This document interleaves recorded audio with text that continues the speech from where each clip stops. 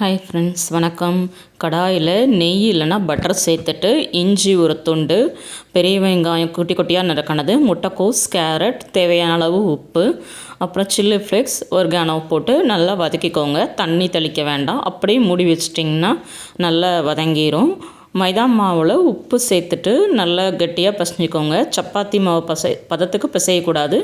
பூரி மாவு பதத்துக்கு கொஞ்சம் ரஃபாக பிசைஞ்சிக்கோங்க. ரொம்ப சாஃப்டாக பிசைஞ்சிங்கன்னா பொங்க ஆரம்பிச்சிடும். நல்லா கொஞ்சம் வதங்கிருச்சு. இப்போ குட்டி குட்டி உருண்டையாக உருட்டி வச்சுருக்கேன். அதில் சீஸ் போட்டுக்கலாம். நம்ம சூட்டோடு இறக்கி சீஸ் போடும்போது அது இலகிடும். ஸ்டஃப் பண்ணுறதுக்கு ஈஸியாக இருக்கும். இப்போ எல்லாத்தையும் தேய்ச்சி வச்சுட்டேன். ரோல் பண்ணுறதுக்கு காய்கறியை உள்ளே வச்சுட்டு நல்லா ரோல் பண்ணிக்கலாம். மைதா மாவு தண்ணி ஒட்டணும்னு அவசியம் இல்லை. நான் ஒட்டலை. உங்களுக்கு பயமாக இருந்தால் நீங்கள் ஒட்டிக்கலாம்.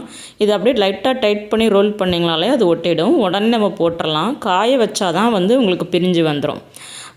தேய்க்க தேய்க்க அப்படியே ரெண்டு ரெண்டாக போட்டு எடுத்துட்டிங்கன்னா சூப்பரான வெஜ் ரோல் ரெடி.